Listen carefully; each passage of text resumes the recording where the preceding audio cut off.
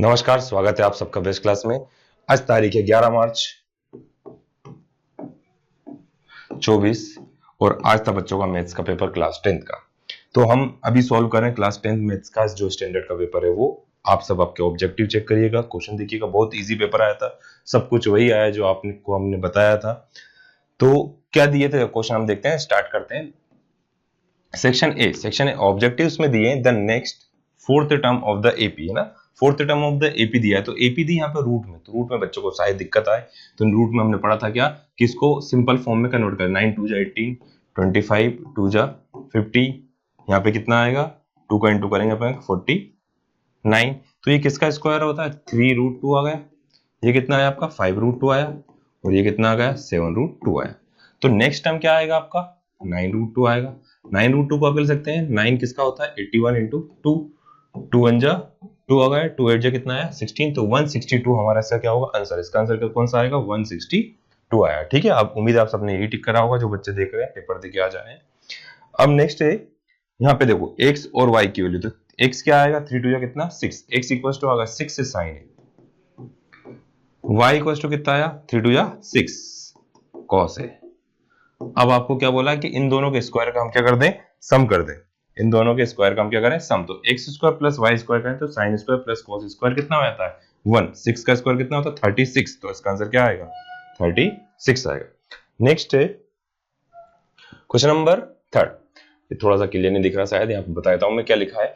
4 sec theta equals to, यहाँ पे दिया -5 इक्वल्स टू कितना है 0। तो यहाँ पे आपको पता करना किसकी, find the value of cot theta, किसकी, यहाँ पे क्या लिखा हुआ है cot थीटा लिखा है। तो sec थीटा इक्वल्स टू कितना आएगा 5/4, 5/4 आए मतलब ये वो हाइपोटेन्यूस, और ये क्या होगा बेस। हमने पढ़ा है कि जब हाइपोटेन्यूस 5 है बेस 4 है तो परपेंडिकुलर कितना आएगा हमेशा 3 आएगा। तो cot पता करना, cot क्या होता है बेस अपॉन परपेंडिकुलर, तो मतलब 4/3। तो आंसर कौन सा आएगा आपका 4/3, 4/3 ये लिखा हुआ है 4/3। ठीक है, नेक्स्ट है question number 4, which of the following type of straight line will be represented by the system of equation। ये वाला पेज से स्कैन नहीं हुआ थोड़ा सा, तो आप समझिए 3x plus 4y equals to कितना दिया है 5, 3x plus 4y equals to कितना दिया हमको 5, और फिर लिखा हुआ है 6x plus 8y equals to 7। तो किस टाइप की लाइन, कैसे पता करते हैं हम, रेशो करते हैं। 3 से कितने टाइम गया 2 टाइम 1/2, 4 से कितने टाइम गया 1/2, क्या 5 से 7 कैंसिल होगा, नहीं होगा 5/7, ये नॉट इक्वल है और एक इक्वल टू, तो a1/a2 equals to b1/b2 not equals to c1/c2। किसकी कंडीशन होती है पैरेलल लाइन की, किसी कंडीशन होती है पैरेलल लाइन की। नेक्स्ट क्वेश्चन है क्वेश्चन नंबर, इसको थोड़ा सा अपन ऊपर करते हैं पेज को सिलेक्ट करके, चलो ठीक है हो गया। The ratio of sum and product of the root of the quadratic equation. अब आपको सम और प्रोडक्ट का, तो सम क्या होता है -b/a, और प्रोडक्ट कितना होता है c/a। a से तो क्या होगा कैंसिल, मतलब -b/c आएगा। b क्या लिखा हुआ कितना -6, तो माइनस माइनस क्या होगा +6, और c क्या लिखा 21, दोनों किसके टेबल में थे 6/21 है, कहीं पर भी नहीं है। तो 2 टाइम गया 3 से कितने टाइम गया 7, 2 कितना आ गया 7। अब 7/2 भी था ऑप्शन में, तो यहाँ पे पहले क्या लिखा हुआ सम, तो ऊपर किसकी वैल्यू आएगी सम की वैल्यू आएगी, बाद में क्या लिखा प्रोडक्ट, तो किसकी वैल्यू आएगी प्रोडक्ट की। तो आंसर कितना आएगा 2/7 आएगा। For the data 2 9 x plus 6 2x plus 3 5 plus 10 plus 5 if the median is 7, median है ना, मीन कितना दिया इसका 7 दिया है, तो मीन दिया है 7, मीन कैसे निकालते हैं सम ऑफ फ्रीक्वेंसी इक्वल्स टू, तो यहाँ टोटल फ्रीक्वेंसी कितनी दी हुई है 1 2 3 4 5 6 7, टोटल कितनी दी 7, इन सबका प्लस करें 10 5 15 5 कितना आया 20 29 29 29 और 1 31 31 और 9 31 और 9 का तो कितना आया 40 40 प्लस x और 2x कितना हुआ 3x 33 लिखा हुआ है, 7 इधर आया, 7 से जो कितना है 49 49 माइनस 40 कितना बचता है 9, तो यहाँ से x 3x इक्वल्स टू कितना आ गया 9, तो x की वैल्यू कितनी आई आपकी 3, तो x इक्वल्स टू कितना हुआ हमारा 3, x की वैल्यू क्या है 3, तो आंसर कौन सा आएगा इसका ऑप्शन डी वाला। ठीक है, नेक्स्ट है a ticket is drawn at random from a bag contain ticket new है number 1 to 40 the probability that selected ticket has a number which is multiple of 7, multiple of 7 चाहिए। तो 40 से छोटे multiple of 7 क्या होते हैं? तो 7 का टेबल सभी को आता है। 7 5 जो कितना होता है 35, 7 6 जा 42। तो 1 से लेके 40 तक कितने नंबर आते होंगे? 7 की मल्टीपल 5, टोटल कितने हैं 40। तो 5 बाई कितना है 40। अब 5 बाई 40 आया तो कैंसिल कर सकते हैं, 5 1 जा 5, 5 8 जा 40। तो आंसर कितना आया 1/8। आंसर कितना आ गया 1/8 आया। ठीक है, नेक्स्ट है 8th क्वेश्चन। सिलेक्ट हो तो ठीक है। नेक्स्ट है क्वेश्चन नंबर 8, इसका बुक क्लियर कर देते हैं।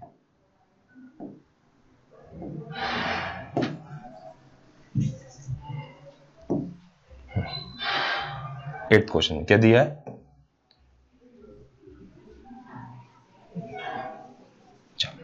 एट्थ क्वेश्चन में क्या दिया हुआ हमें? The perimeter of sector of circle of radius 21, उसकी रेडियस कितनी है 21, subtend an angle 60 degree at the centre. तो आपको पेरीमीटर पता करना। पेरीमीटर मतलब जिस पॉइंट से आप स्टार्ट करते हैं उसी पॉइंट पे क्या होना चाहिए, एंड होना चाहिए। लास्ट क्लास में हमने पढ़ा था पेरीमीटर के बारे में, एक बार जब रिवीजन करा था। तो यहाँ पे क्या आएगा, पेरीमीटर निकालने के लिए पहले आपको निकालना पड़ेगा क्या, लेंथ ऑफ आर्क। देखो पेरीमीटर निकालने के लिए आपको क्या, लेंथ ऑफ आर्क पता होना चाहिए और रेडियस। रेडियस कितनी है उसकी 21, तो रेडियस तो 2r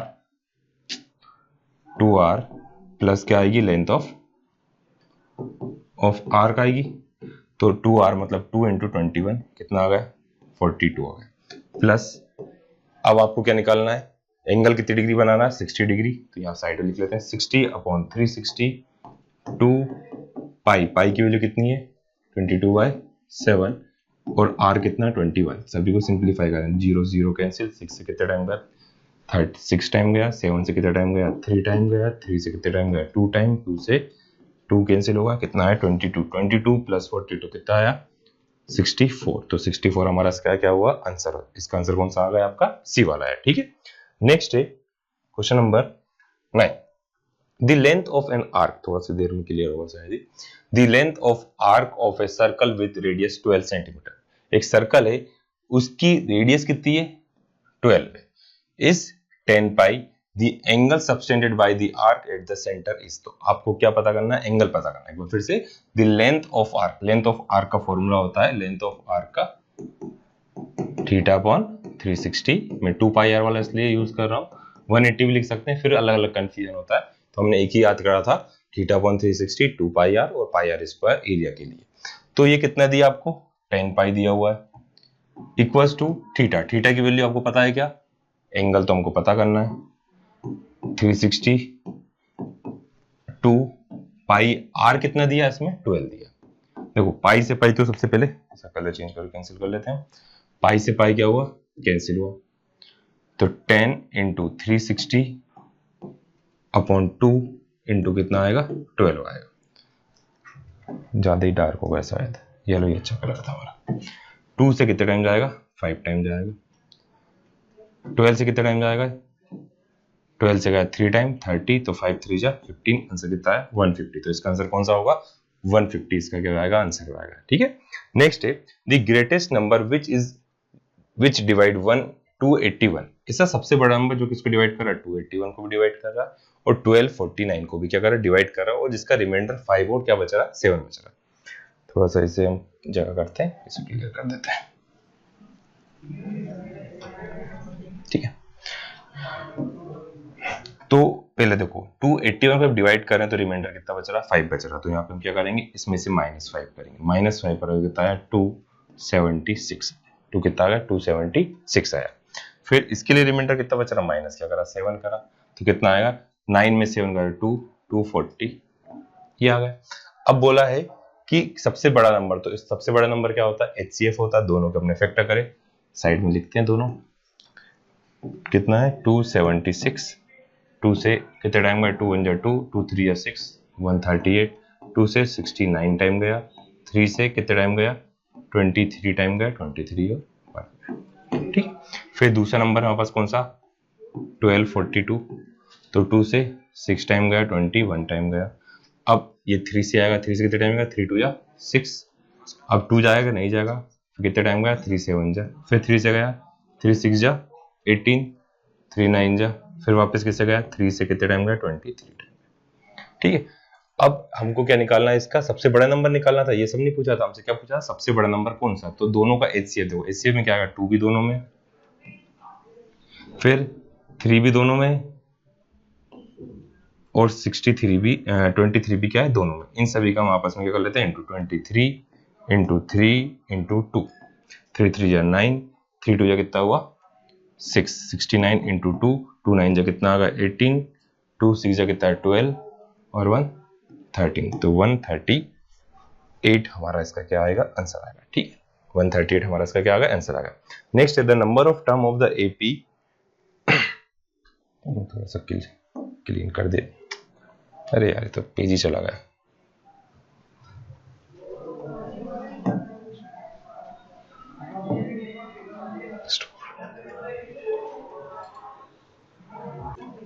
है ना, चलो ठीक है, नेक्स्ट क्वेश्चन करते हैं, क्वेश्चन नंबर 11, पेज डिलीट हो गया था पूरा हमारे यार। The number of term in which AP, अब नंबर ऑफ टर्म मतलब आपसे किसकी वैल्यू पूछ रहे हैं, n की वैल्यू पूछ रहे हैं।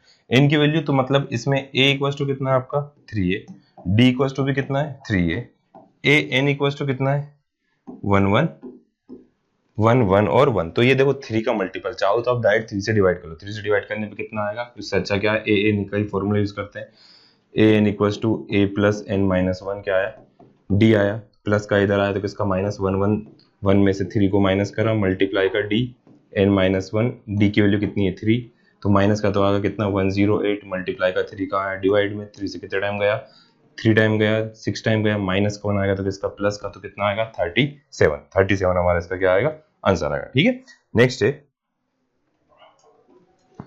Next question number 12, question number 12 में क्या दिया हुआ है, ये पुराना ठीक है जो इससे नीचे पहले क्वेश्चन आता है ना, A chord of circle of radius 10 cm subtend in angle कितना right angle at the centre then the length of chord। अब आपसे क्या बोल रहे हैं, देखो क्वेश्चन में क्या बोला गया आपसे कि ये 10 सेंटीमीटर, ये भी कितना 10 सेंटीमीटर है ना, एंगल कितनी डिग्री बन रहा है 90 डिग्री, तो आपको लेंथ ऑफ chord पता करनी। तो लेंथ ऑफ chord मतलब ये क्या हुई 90 डिग्री, तो हाइपोटेनियस हुआ, हाइपोटेनियस मतलब परपेंडिकुलर का स्क्वायर प्लस बेस का स्क्वायर इक्वल्स टू होता है हाइपोटेनियस का स्क्वायर, हाइपोटेनियस chord है तो स्क्वायर का तो लग जाएगा 2 इंटू 10 स्क्वायर, तो मतलब 10 रूट कितना आ गया 2, 10 रूट 2 हमारा क्या आएगा, इसका आंसर आएगा। ठीक है, नेक्स्ट है, चलो क्वेश्चन नंबर कौन सा हमारा, नेक्स्ट है 13th क्वेश्चन में क्या दिया है, the LCM of 3 number is, अब इन तीनों नंबर पे क्या निकालना, आपको एलसीएम निकालना, एलसीएम निकालना सभी को आता ही है, कितना आएगा एलसीएम इन सभी का 28, चलो लिख लेते हैं, निकाल लेते हैं हम, एलसीएम कैसे निकालोगे आप सभी 28 44 इंटू 132, 2 से कितने टाइम जाएगा 14 टाइम गया, 2 से 22 टाइम गया, 2 से 66 टाइम गया, फिर 2 से 7 टाइम 11 और 33, फिर 7 से 1 टाइम गया, पहले 3 से कर लेते हैं, चलो 7 से कर दिया, तो 7 से इंटू 33, अब किससे गया 3 से 1 11 11, तो किस टाइम गया 11 टाइम, इन सभी का मल्टीप्लाई करना, 2 2 जा 4, 4 इंटू 7 7 4 28 28 इंटू 3 3 क्या गया 3 8 जा कितना 24 हुआ, 3 2 जा कितना 6 7 8, अब इंटू क्या करा आपने 11 करा, कितना है 4 2 924 हमारा आंसर क्या है 924 है। क्या करना आपको, तीनों नंबरों का एलसीएम निकालना है। एलसीएम कैसे निकालते हैं हम, सभी नंबरों को साथ में लिख के, 2 से कितने टाइम गए 14 टाइम गया, 2 से कितने टाइम गया 22 टाइम, 2 से 66 टाइम, फिर 2 से 7 टाइम, 2 से 11 टाइम, 2 से 33 टाइम, फिर 7 से 1 टाइम, 3 से 11 टाइम, सभी का आपस में क्या कर दिया हमने मल्टीप्लाई कर दिया। ठीक है, नेक्स्ट है, नेक्स्ट क्वेश्चन नंबर 14, थोड़ी सी, if the product of 2 prime, अब देखो हमसे क्या बोला उन्होंने, 2 प्राइम का प्रोडक्ट, 2 प्राइम का प्रोडक्ट मतलब 55, 2 प्राइम नंबर, अब प्राइम नंबर दिया उसका प्रोडक्ट कुछ भी दिया हो, आपको सॉल्व करने की जरूरत नहीं, उसका HCF हमेशा क्या आता है 1 आता है, तो इसका HCF कितना आएगा 1 आएगा। आपसे बोला गया है 2 नंबर है, 2 प्राइम नंबर है, उन दोनों प्राइम नंबर का HCF हमेशा 2 हो 3 हो, कितने भी प्राइम नंबर दिए उनका HCF हमेशा क्या होता है 1 होता है। नेक्स्ट है if the alpha and beta are the zero of polynomial px equals to k x square minus 30x plus कितना 45 k दिया हुआ है, then alpha plus beta equals to कितना है अल्फा इंटू बीटा, तो अल्फा प्लस बीटा होता है minus b की वैल्यू माइनस का 30 अपॉन a की वैल्यू कितनी है k, और c कितना 45 k अपॉन k से k क्या हो गया कैंसिल, माइनस माइनस क्या हुआ प्लस, हमारे ऑफलाइन वाले बच्चे आ चुके हैं इसलिए इतनी ज्यादा आवाज आ रही होगी शायद आपको। 30 अपॉन कितना 45 है तो मतलब गया 5 से कितने टाइम जाएगा 5 से गया 6 टाइम, 5 से कितने 9 टाइम, तो कितना है 2/3, 2 कितना आया 3, 2 कितना आ गया 3, तो इसका आंसर कितना है 2/3 आया। ठीक, नेक्स्ट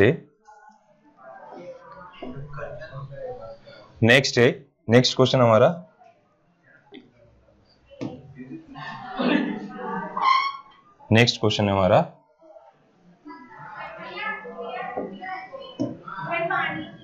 है ना। अब नेक्स्ट क्वेश्चन क्या है, इन दी गिवन फिगर आर, देखो अभी ये 42 डिग्री आपको दिया हुआ है, ये कितना दिया आपको 42 डिग्री दिया हुआ है, are two tangent to the circle, if ये 42 डिग्री है तो JOL कितना आएगा, आपको ये वाला एंगल आपसे पूछा गया है, तो कैसे निकालेंगे हम, ये 42 है तो ये भी कितना होगा 42, ये भी कितना होगा 42 होगा, क्यों होगा क्योंकि ये दोनों आपस में क्या होते हैं इक्वल होते हैं। अब एक ट्रायंगल बन गया, 180 में से 42 माइनस 42 कितना आया 84 को हम क्या करते हैं यदि माइनस करते हैं, 10 में से 4 गया तो कितना बचेगा 6, फिर 17 में से कितना गया 8 गया तो कितना बचेगा 96, कितना आ गया 96 आया।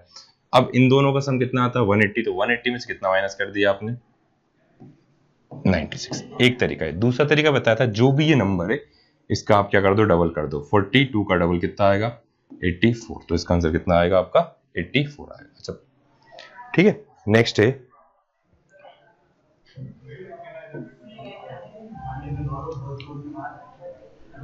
नेक्स्ट है 17th क्वेश्चन। 17th क्वेश्चन में क्या दिया हुआ है आपको, इस सबको रफ करना पड़ेगा।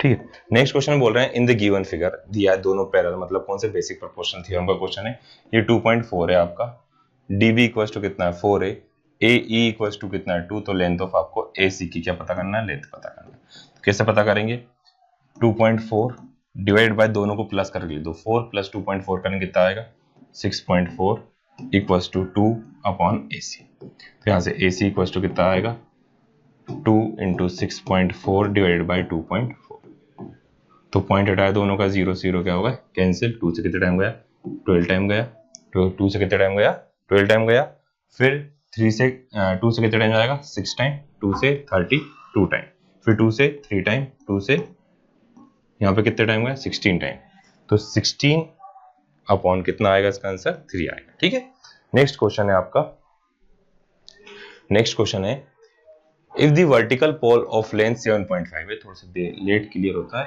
तो इसकी लेंथ कितनी है, if a vertical pole of length 7.5, इसकी लेंथ है 7.5 है, इसकी शेडो बन रही कितनी 5 long on the ground and at the same time a tower cast a shadow of 24, same time पे एक टावर इसकी कास्ट कितनी बन रही शेडो 24 बन रही, तो उसकी लेंथ आपको क्या करना पता करना, तो 7.5 डिवाइडेड बाय कितना आएगा 5 इक्वल्स टू 24, तो नीचे आ गए, आपको इसकी वैल्यू क्या करना फाइंड करना है, तो 70.5 इंटू 24 डिवाइड बाय कितना आया 5, पॉइंट डिवाइड में कितना आएगा 10, 5 से कितना टाइम गया 5 से गया कितने टाइम 15 टाइम, 5 से कितने टाइम जाएगा 15 टाइम गया, अब 15 5 से गया कितने टाइम 3 टाइम, 3 से कितने टाइम गया 2 टाइम, 2 से कितने टाइम गया 12 टाइम, 12 इंटू 3 कितना था 36, तो 36 हमारा से क्या आएगा आंसर आएगा। ठीक है, नेक्स्ट है, अब देखो इस क्वेश्चन बच्चों ने कुछ कंफ्यूजन गलती करी है,